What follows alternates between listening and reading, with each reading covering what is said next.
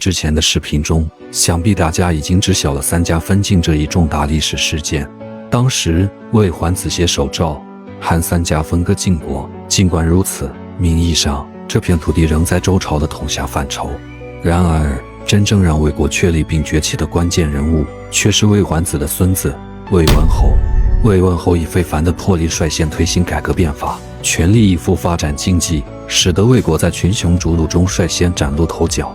发展的关键在于人才，魏文侯深谙此道，他积极广泛地招揽贤才，更难能可贵的是，他独具慧眼，善于识别人才并加以任用，哪怕是出身平民的人，在他的赏识下，也能在政治和军事领域大放异彩，发挥关键作用，这在当时堪称罕见。而就在今天，我们将分享《资治通鉴》中的第3个故事——魏文侯选相。凭借这个精彩的故事，咱们可以一起领略魏文侯的识人高招，也能学会在身边怎么辨别真正的英才。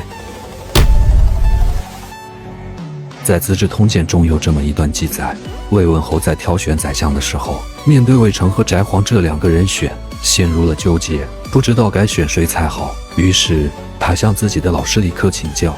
李克，也就是李悝，他可不简单，出身儒家，却也是法家的鼻祖。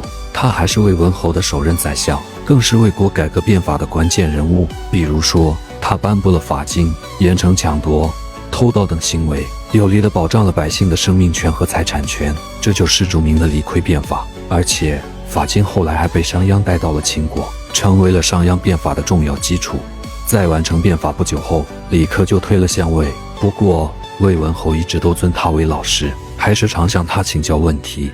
这一次，魏文侯说道：“先生，您常常跟我讲，家里穷的时候就希望能有个会精打细算的老婆，国家乱的时候就盼望能有个懂管理、懂治理的宰相。现在我想选个宰相，在魏成和翟璜之间犹豫不决，您觉得这2人怎么样？”要知道，对于这种关键的人选问题，那可不好回答，认同其中一个就会得罪另一个，都会留下后患，实在没必要给自己徒增麻烦。所以李克趁着自己已经退了相位，应付说：“我身份卑微，不敢去讨论尊贵的事，我现在已经不再和星决策层了，所以没资格谈论这个。”但魏文侯仍然紧追不舍，想要得到答案。先生，我是真心诚意尊您为老师，在这些关键问题上您可别客气，我是实实在在向您请教啊。魏文侯虽诚意十足，可李克仍然没有直接说出具体的人选，而是给文侯提供了一个精妙的识人方法。其一，居视其所亲，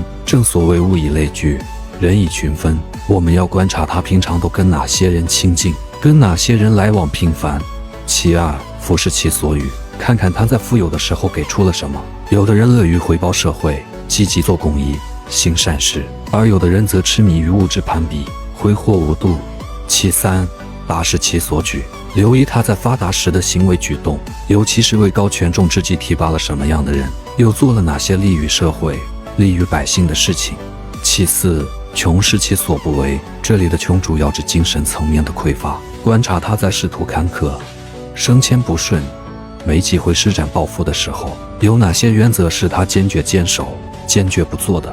其五，平视其所不取，这里的平侧重于物质的匮乏，要看他在没钱、没吃没喝的时候不接受什么。正所谓君子爱财，取之有道。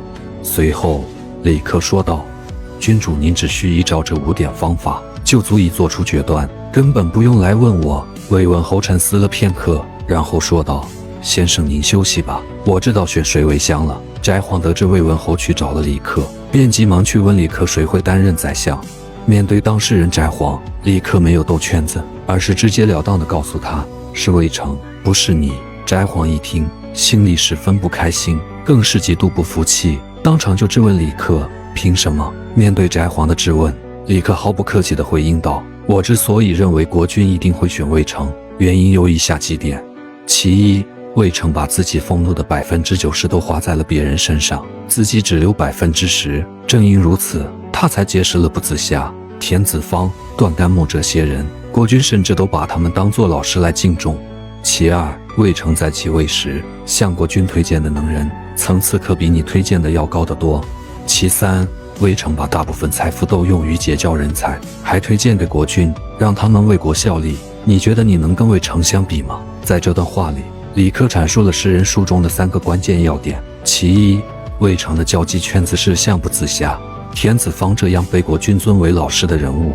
其二，魏成在位时向国君推荐的人才层次更高。其三，魏成将大量财富用于结交人才，并推荐给国君，以助国家发展。